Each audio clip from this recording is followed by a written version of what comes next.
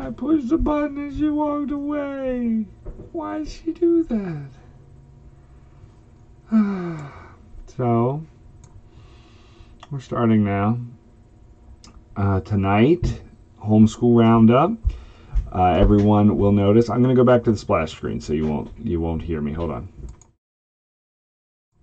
That's a good looking picture. Thank you for my hat. Now no one will know my hair's all messed up. Unless they watched the beginning. Got a new logo. I like it.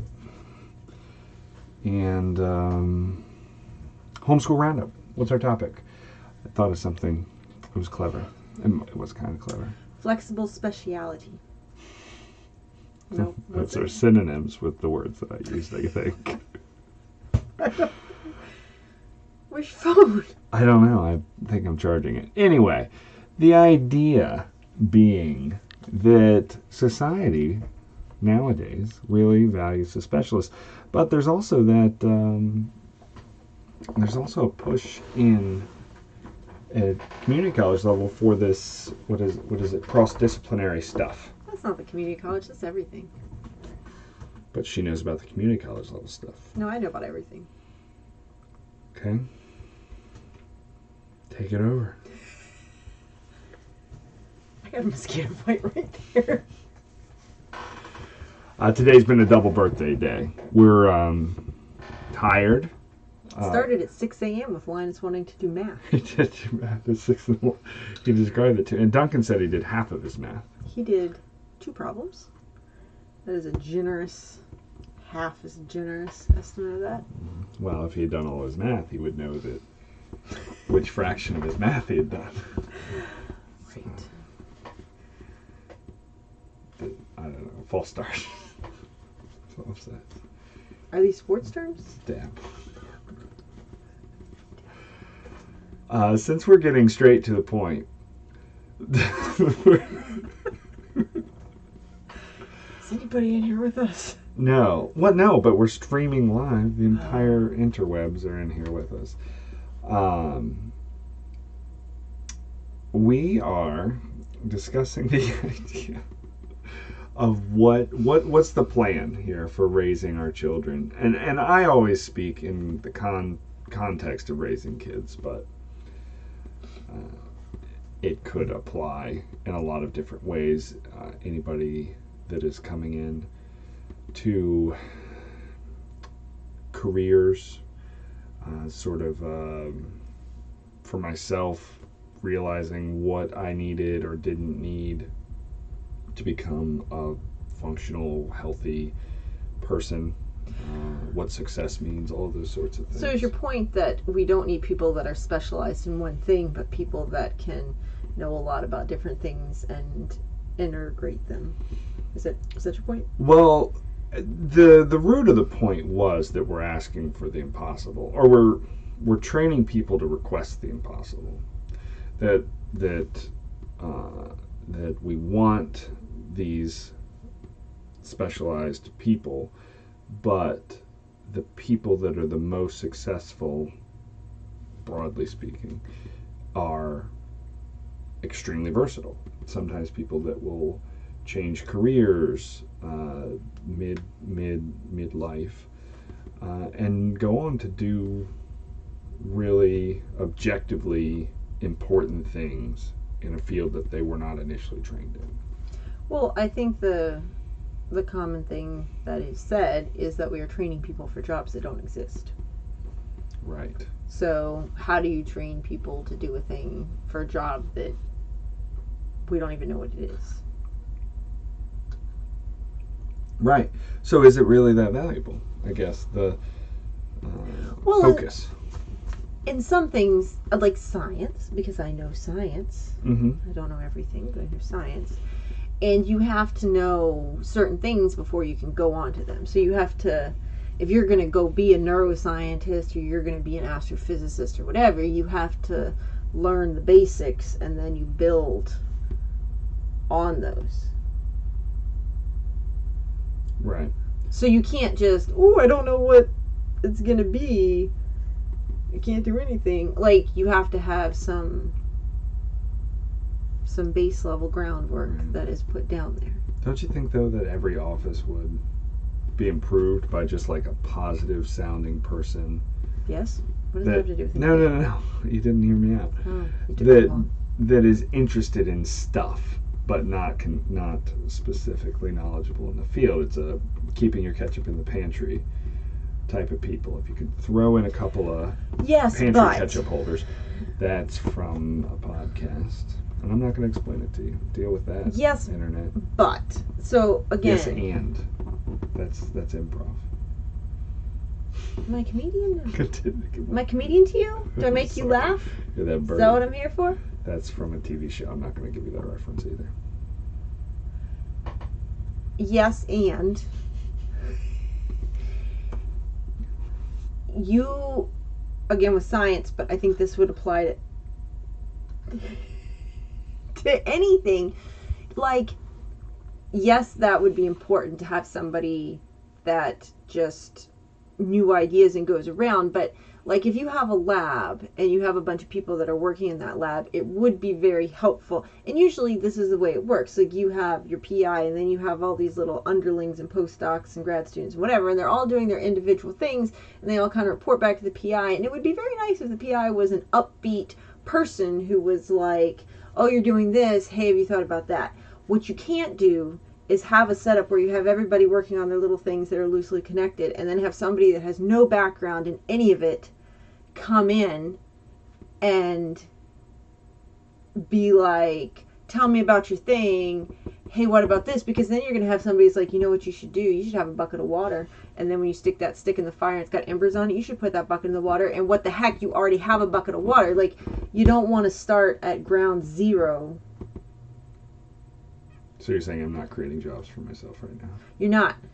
You The have to thing have she did some was a training. reference. You have to have some training in the field. You cannot take a top chef and then stick them in an art studio or a history research. Like you can't just completely cross discipline things. That's true. I agree. Okay. Solved my artificial problem. We have 40 minutes left. 50 actually. I can't do math. Yeah, the conductor. That's not true. He's very... Having said that, from the higher academic standpoint, we want students to understand that this class is not just this class. You don't take an English class and then when you walk out the door, writing isn't important, citations aren't important. You don't want to take a science class and then think that you only use science in a science class. Like, it's important to understand that all of those things can be used in relation to each other. Right. Things don't exist in silos. Right, yeah. That's... The book Wool, right? Silos? Well, that's an expression before wool. What? Yeah, just reminded me of it. It's really good. Started out as a short story, which apparently the guy that wrote Sourdough, his first book was actually a short story that he then fleshed out, and this was He allowed it to proof. a little bread humor there, a little dry.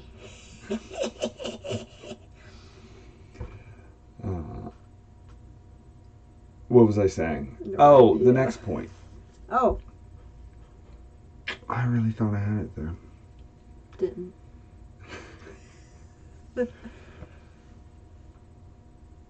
In regards to raising up children, though, Mm-hmm. what? No. Okay, I just started talking and I thought something would come to me, and it did. So my thought was, what?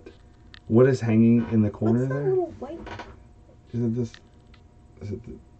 This is burlap from Yeah. the craft box. Yeah, I thought it was on the black curtain, but it's that burlap from the craft box. Okay, go ahead. Crap. Did you forget it? I did. Sorry. You're the worst.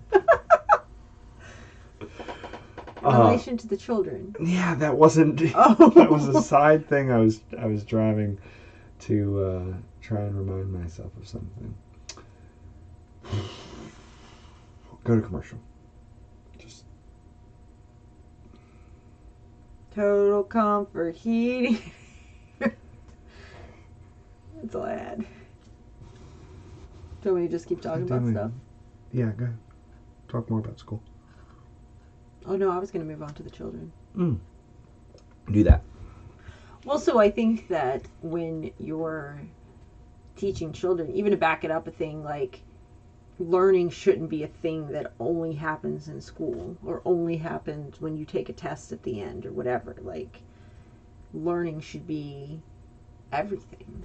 I mean, that's how you start out in life, is you learn and you copy your parents and you learn how to unload the dishwasher and you learn how to fold clothes and you learn how to walk down the stairs without falling on your face. Like, you watch people and you learn, and then as you get the basics down, then you start to learn more things, and then you're a kid and you go to school, and like learning now has this very narrow definition. This is how learning happens, which I don't necessarily think is a good idea, because certainly learning can happen that way, but that's not the only way learning happens. And I think it's important that people like to learn, obviously, but realize that learning can happen in lots of different ways. Yeah, to that point, I think that having a direct instructor comes with a lot of baggage as well. Even if it's a very easy way to convey the information. You have a person that knows the information, you have a person that doesn't know the information. They will talk to each other, and some information will be passed along. But for myself, when the most recent learning process I remember is chess. So sitting across from a person that I know knows more than me about chess and ask me best move questions. And I just cannot answer them by putting my head down on the board. 90% of my thought process is, what does he think the best move is? Yeah. He's leading me in a direction. Yep. Let me try and figure out the direction he's leading me. And I've lost the question by the time you get anywhere with it.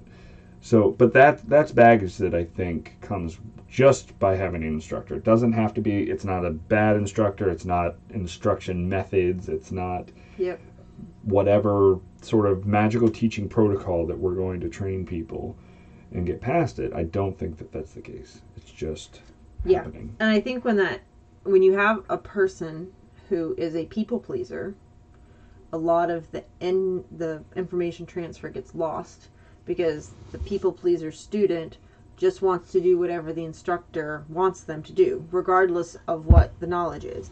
And when you have a student that is I want to do things right, you lose a lot of the information transfer because they just want to do the thing that is right. And when you have the student that is genuinely interested in learning, a lot of times the instructor gets frustrated because the way they are learning is not what the instructor had laid out. Right, and they're going to ask different questions, and they're going to go off topic, and you won't hit your... I had these things I needed to talk about, and now we're over here. Right. Which, under normal circumstances with a normal person, that's awesome. In a classroom, it's detrimental to the whole... Right, but to be honest, if I could run my classroom with my students and be like, we have 2 hours and 45 minutes, I want you to learn about plants. If you have any questions, I am here. I would do that because I think they would get 80% of the content that I wanted them to get. The problem is I don't trust them enough to do that. Well, is that not just your problem? Is that everyone's problem? Is that we don't there's just no faith that these people will make any real attempt? I think when it's an artificial setting like school, yes. I mean, I think that if I had a class full of master gardener students that were genuinely interested in the thing, and it was, I'm here for 3 hours for you to learn, I am a resource, use me. Right. I think that would be different. Yeah. Or even each other, right? Right. That's the near peer mentorship stuff, right? Where obviously if they're all master gardeners, but even still, look at, I'll reference the Great British Baking Show here, but they're all great bakers, but they always, even in these little cuts, which I don't think is part of the editor's, I don't think the editor's goal is to convey this information. I think it happens. Is that, oh, I learned so much from X baker, or what this person does is so neat, and all that sort of stuff. And it's just because they're all interested in the same thing, and they all have some experience, and they can learn from each other. So that's a Right. neat. Well, yeah. So thinking, unless you had a thought, I didn't want to. No, I do have my previous thought Okay, go from the ahead. train wreck earlier. Yep. But it was just about efficiency. So, as a person, I value the efficiency of effort and action, right? And so if I'm taking steps towards a goal, just constantly taking steps towards that goal, I would assume that I'm going to get further than someone that is not constantly taking steps towards a goal. Right? Like all of my effort is efficiently structured so that, I'm maintaining my lifestyle in whatever ways are necessary. And any time that I have left over, I'm doing this educational stuff. But it's amazing how much can get done in such a short amount of time if you're actually interested in it. Information sticks better, you pursue it better, and it's not even just that you pursue it better. You internalize it faster and more clearly. And so that was obviously a while ago. We were talking about people that switch professions because they want to find something else they're interested in. They find that thing, that sweet spot, and they switch over to it. And now they are as skilled, talented, informed, innovative as someone that's been doing it for 20 years. And that doesn't line up philosophically with my idea of effort. I'm constantly climbing, Right. but that's just not the way it is. Right. So, and all of that again lines up with the kids, where now having a 10-year-old, if I'm on this gradually sloping curve, I feel like where we're at 10, if our curve if it doesn't end up with a steep incline at the end, we're not ready. He's not going to be ready at 18. He's not going to be, neither of them. So they need to start compounding growth. I don't know why you're looking at me like that. Were you ready to go at 18? Yeah, I was married at 19. Does not mean you're ready to go. I can do my own laundry. I knew The stuff. kids can do laundry. Mm-hmm. They know stuff. Yeah, I guess that's true. What's it take to be ready? Right. I don't know what you what I don't know. I liked me at 18. I like them. I liked you at 18 too. Okay. Yeah. So what are we trying to do then? Create productive citizens. Is that true? Oh, you don't want to raise a child that's going to be a burden on society. That's true. I guess I don't want that. I would like them to be self-supporting and happy. Okay. So, yeah. I guess we could probably meet that expectation. I'm sitting here with all this anxiety, but it may not actually be a big chore. I just need to be present. Mm-hmm. And obviously we're surrounded by people that take in different levels or different levels of seriousness in regards to education. And the efficiency side of me is focusing so much on, oh wow, look at all the effort that's being put in here. That's going to yield some results. But I don't know that it does, because Right. you grew up that way. Right. You're not that you were the one that was inside of the strict structure, but you were around people that were. The mandatory Latin Right. at young ages, which obviously learning languages at a young age makes a lot of sense. But it didn't translate to objective success, happiness, not a burden on society. So, is it just a crapshoot? Are you buying lottery tickets every time you do a thing for your kid? That's an interesting way to put it. Well, I think so. I have two thoughts. One is, I think it depends a lot on the child. And two is, I think that there is a large amount of gray area where you want to expose your child to things, but that there's a large amount of what's okay. I think there's a minimum and maximum, but there's a big gap between them. Like, you don't want to just stay at home all the time and we don't have any friends and we don't know anybody and we don't do anything and we just do the same whatever every single day and your kid doesn't have any exposure to anything. Like, that's not good. Oh, yeah, everything you described there sounds awful. Right. Well, I'm just saying. Sure. And then there's a maximum of, we've got language tutors and music tutors and we're playing on 3 sports teams and we do all of this schoolwork, academic stuff. And I think within that, there's a lot of what's okay.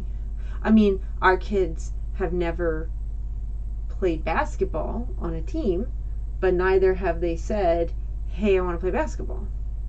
But they know basketball. Like, they know that's a thing. They know that basketball exists. Right. I mean, they know the kids playing about, like, you know what I'm saying? Duncan like, dribbled between his legs today. Well, maybe you should be on a basketball team. Got me. Sick crossover. I do have some genetics on my side for the basketball. What? My uncle was a starter on the high school basketball team. She didn't go to high school, so she thinks that's a big deal. Is it a big deal? Oh my gosh, yeah. Okay. Probably he got carried into the school every morning. Well, so here's the thing. My father and my uncle are twins. And when they went to, like, their 40th high school reunion or whatever, they're that old? Mm-hmm. Yeah. Some people didn't know my father existed.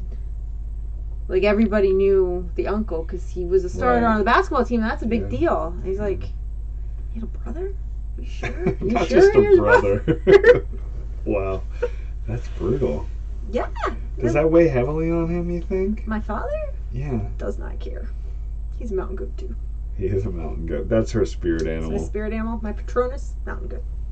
Did I have one? You didn't like the one I gave you. You rejected it. What was it? Was that a golden Oregon Trail retriever? Dog. Oh, an Oregon Trail dog. Yeah. I don't even know if that exists. No, it's like You couldn't buy dogs on the Oregon Trail. No, you had to take it with you.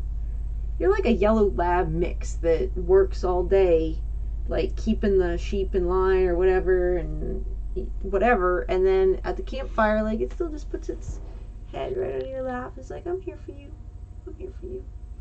And then you go to bed and the dog still has one ear to the wind and it'll let you know if somebody's going to attack. Or I'm just always there for you. You are. You are always there, and you're very supportive, and you're a hard worker. And I didn't get any further than dog, and you got offended and didn't hear the rest of my explanation. It's not true. I'm remembering this conversation. Just dog is boring. I wasn't offended that you were calling me a dog. Dog is boring. Well, it wasn't just any dog. It was an Oregon Trail dog. Okay.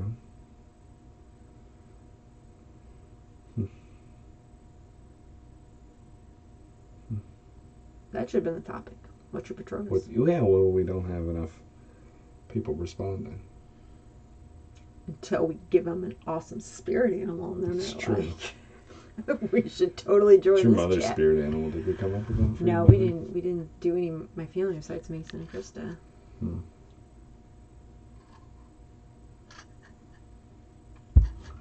I don't think I should do my mother on the internet. No. Could get awkward. Now I don't know what you're talking about. I'm just saying. All right, so I'm going to take this video down and do some heavy editing. Do you have anything else you want to add?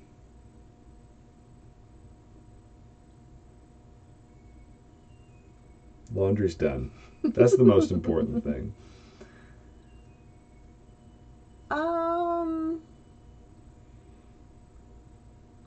I think what is important is that the children realize that everything connects to everything. And things don't exist in isolation. Like those extra history. Extra credits. If you haven't checked out the extra credit stuff, it's awesome. But, like, so the one that you were watching on World War II, it's not just like, here are some dates for the Cuban Missile Crisis and blah, blah, blah. It's like, here's the personalities of the people and here's how the thing unfolded. And it makes you see the whole context of it as opposed to this happened and then this happened and then this happened. Even in the Broad Street Pump thing, what I think is so cool and easy to do, and obviously they are coming, the extra credits people make a game design beginning to end YouTube bit, and they're really good. But the Broad Street Pump one, so my point being that they understand this, and I'm sure they knew what they did. The amount of information they're able to convey when they say right at the beginning that in blah year, when Napoleon's marching back from Russia, that gives so much just context to the world, but is completely unrelated to the Broad Street Pump cholera epidemic. It took 4 seconds or something to link two historical moments in time, or link a vague historical moment to a concrete historical moment in time. Right. Which is so effective. Because you always hear, what is it, the Cleopatra pyramids thing, right? Like, we're closer... Cleopatra's closer to us than she is to the building of the pyramids. Right, yeah. Because we have so little context for that part of the world and for so much stuff in history. Because we learn it in a vacuum. Right. Well, and, I mean, when you get to Cleopatra, you're getting to another issue, too, that we have a problem with big time. Like, as humans, I understand 20 years, and I understand 50 years, and I kind of understand 100 years and 200 years, but 500 years and 1,000 years, like, that's just a long time ago.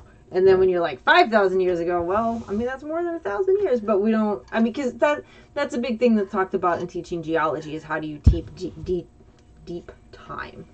Because 66 million years ago, 250 million years ago, 4 billion years ago, how do you...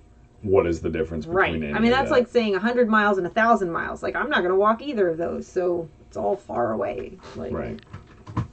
But yes, I agree that just giving it some context is very helpful. I do that even, I mean, talking about shorter time, I do that when, in my biology classes, when we hit some of the major things like Watson and Crick.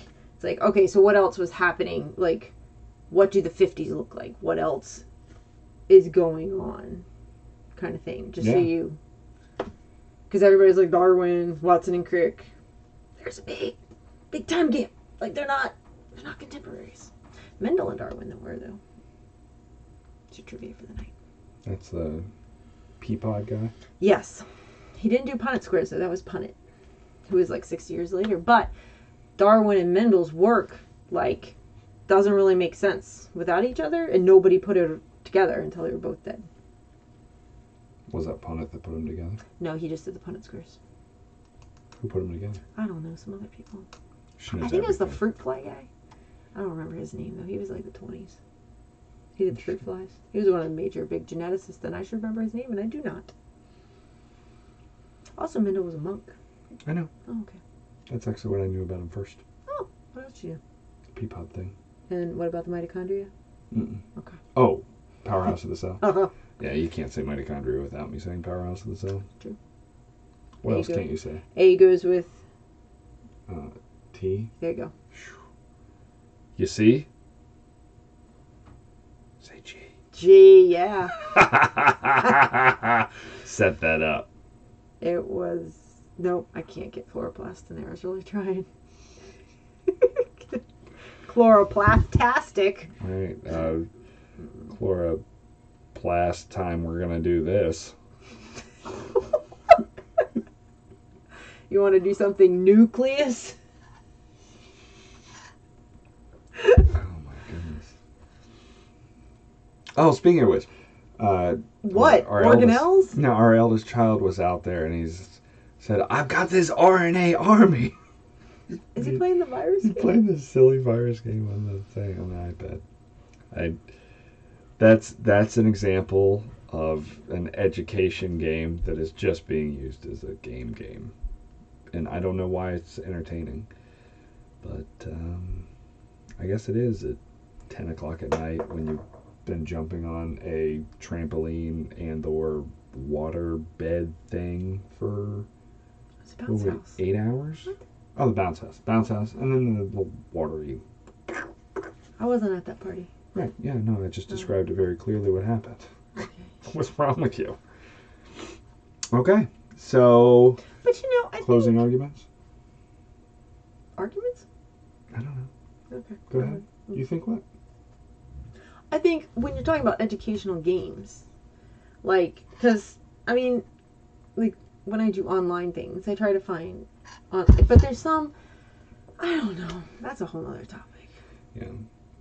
The thing about education that resonates with me so clearly is all of those ask you a question about a thing you learned in college 2 years ago. What is the retention percentage? And it is sub 20. It's probably lower than that. I'm being very generous. The retention percentage for all of that information is basically nil.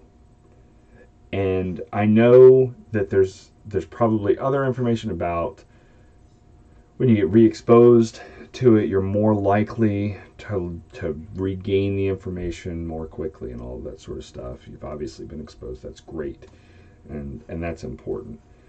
But the effort for exposure, like there's got to be an effort gap there, right? Like if you can be exposed to a thing and be prepared to learn it under the right circumstances, with the right context, encounter real problems with it.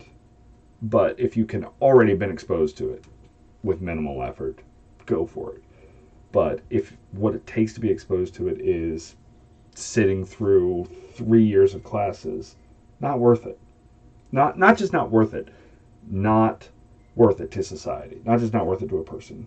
Society is wasting valuable years on these people.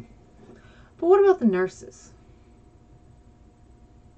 I mean, so the nurses have to go to the human anatomy and physiology class. They are not going to remember the majority of information, even the ones that get an A. They are not going to... 6 months later, you ask them to name all the blood vessels and identify them. I'm going to bet 98% of them cannot do it. What's your point? But then when they go to another class and they're like, hey, renal artery, hopefully that information now has an application and they understand and something will come back, or when they read it again, they'll be like, oh yeah, I remember. Right. So, how many A&P classes does a nurse take? Just to become an RN, we're talking, what, like 2 semesters, right? Right, but That's then... not killing anybody. Right, but then that information builds on other things. Right. So I think that is a fine investment time. Okay. Possibly they could just get drilled for 6 hours and then have the baseline, oh yeah, that comes along with it. But I mean, I don't know. I think you would actually have to do it that way. Can you spend like a 6-hour class just completely drilling you on all of this stuff? No, because I've taught the summer classes, and even the 10 weeks, you can see that the retention is not there. But we're not talking about retention. Well, the grades aren't there. Like, so when you have a student, like when I get a student for the second semester in the fall who had the first semester in the summer, bringing it back up, they have less, I mean, this is all anecdotal, but right. They have less recollection of what that was because they spent a week and a half on it as opposed to 3 weeks on it in the regular semester. Yeah. So I think time is important when you're talking about how well sticks. But I think when you're talking about a class that's not, when it's not like that, I think mostly you're doing what we're doing with the kids. And you're just throwing crap at the wall to see what sticks. And I know you're not going to be a biologist or a geologist. So what in here are you going to use? Are you going to find helpful? Are you going to run across again? And can I connect what you're doing now to that so that you remember some of it? Because you're probably not going to read about, xylem and phloem at any other point in your life. Yeah, I guess so. Obviously, nobody has made a claim on what you will or will not be with the kids. You're not going to be this, not going to be this. I'm not sure. That's what I heard you say. I don't think we made that claim. But I often think of writers, and there are so many writers that write about a technical field. And they do it because they've had exposure and experience, and a lot of times actual work hours, like a career in the field. And maybe that career was not fulfilling for them, but what an incredible resource as a writer, and those are going to be some really awesome books. Well, I think the same is true for a lot of professions. Like, if you're a lawyer, yeah, you need to know law. But if you want to be an environmental lawyer, then it's really helpful if you know biology and environmental science, because then you know more about what the way things should work. Or if you're going to be a computer programmer, yeah, that's great. But if you have another discipline that you can use that knowledge to integrate with, you're more marketable, can make more money.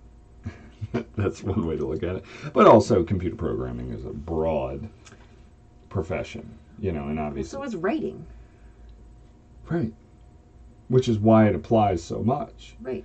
Because if you do have this secondary background thing that you enjoy, but it's not your primary passion, or the way that it's being taken advantage of financially, like businesses are implementing this skill in this way, and it doesn't work for you right now.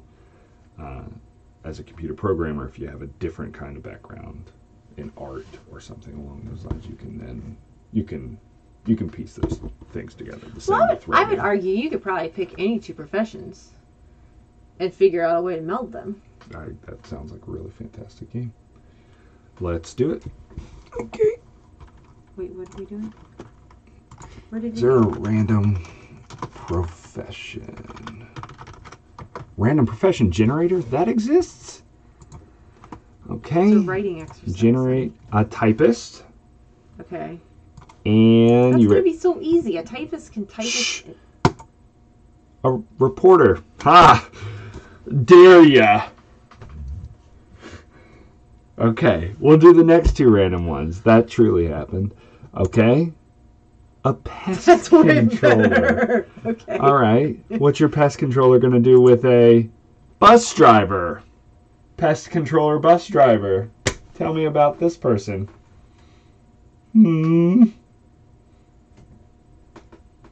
Baiting.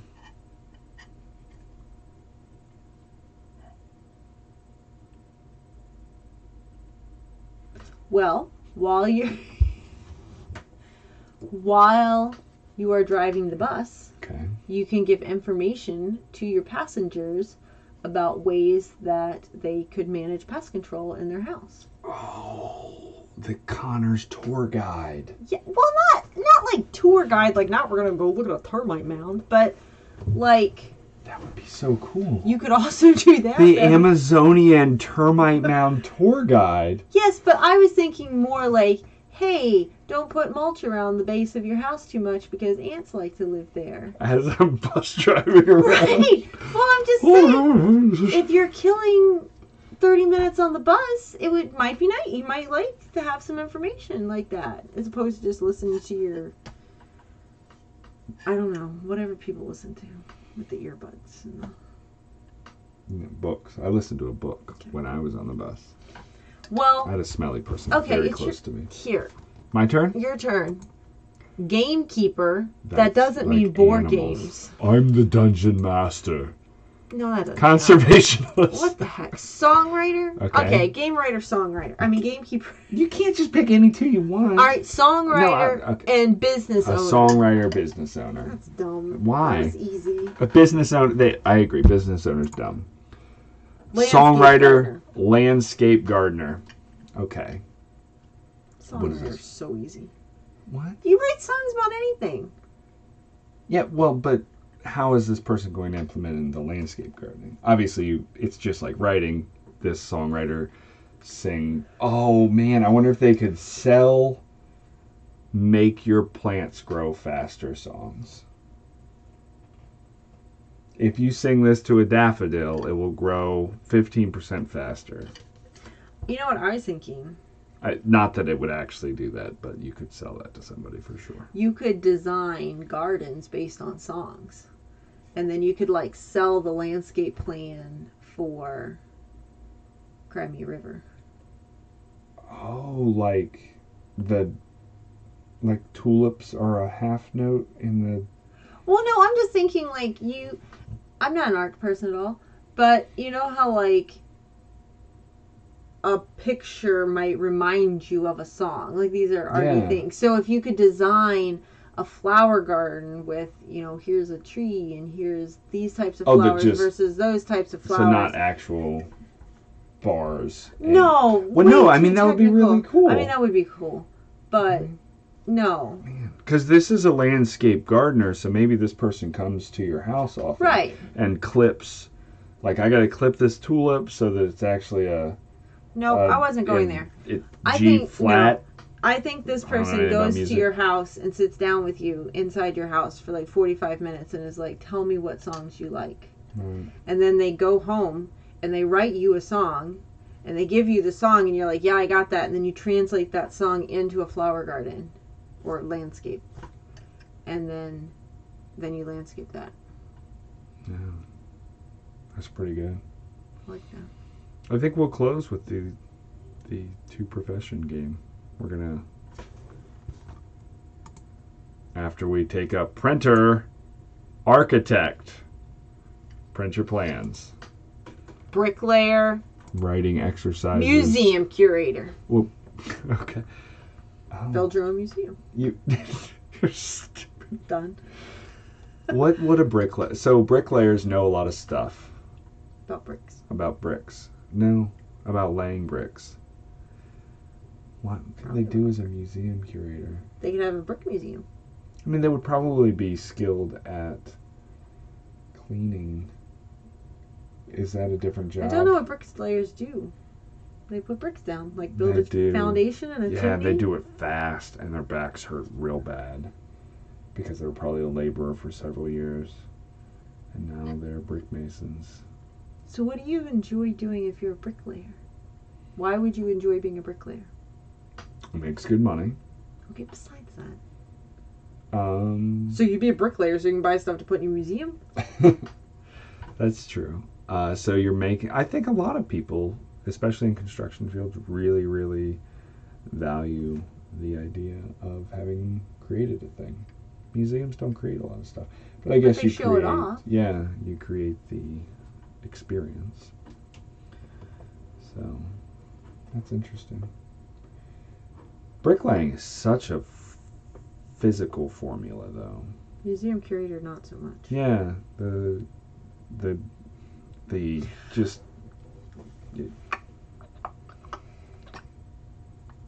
So here's a thought, I wonder. If you're talking about like an art museum curator, does that curator get the art from the artist or from people who own the art? I mean, I guess it depends. This doesn't go that far. Right, I know, but so my thought is, if you were a bricklayer museum curator and you went to an artist and were like, I would like your art in my museum, I wonder if the artist would be more amenable to that because you are a person who works hard and understands putting effort into a thing as opposed to just a museum curator that walks that's around true. and has soft hands and just gets art to hang on the wall. You know what I mean? So curating it. Well, yeah, I think you might be mixing things, but curating like a blue collar museum, this former bricklayer would have more connections. I think you're mixing like a art studio or art gallery person with a museum curator. Don't they curate? Don't they get the stuff? They get the stuff, but you're not like just grabbing things from unknown artists, right? All right. So they negotiate artifacts. Here's what I'm they don't saying. say, "Hey, Jim." I think the bricklayer museum curator could get a Banksy piece of art that doesn't get shredded, because Banksy might respect that bricklayer museum curator. Banksy shredded it, and it made it worth more money. That's a stupid thing to do. It's all Banksy. I'm sure knows that. I don't know. Banksy's done. We don't need to talk about Banksy. Okay. I'm just kidding. I'm Banksy. You're not Banksy. That is such a thing Banksy would say. Exactly. Okay. Are we done? We got 12 more minutes. I can hit that button some more. We can get some more I stuff. think we're good. Okay. All right. So now we're going to go delete this? Yeah. All right. I did enjoy the Random professions job bit. generator? Yeah, we should do something else like that. Wrap up. Kids are cool. Yo. Learn stuff any way you want.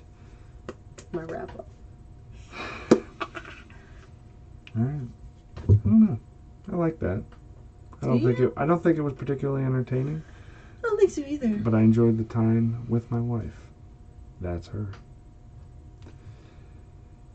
Could have been reading Name of the Wind, huh? It's a good book. I'm making her read Name of the Wind. I'm super excited when she gets done with it. It's a good book. It is good. It is a good book. Mason's listening to Dune. Fell I asleep. heard. Yeah, he's going to fall asleep a bunch. It's like 20-some hours. He's not going to finish it before his rental's up. It's also a good book. You should read Dune. Listen, all of it. Watch it. Yeah. No, well, the sci-fi is really good. Not the... Who was in the classic one? Someone. Sting? Sting? I thought it was a music-y person. It was. It might have been Sting. Was he... What was the guy Who that was you he? had the pants? That's David Bowie. David Bowie. He wasn't in that. I think it was Sting, but not David Bowie. Okay. Thank you, and good night.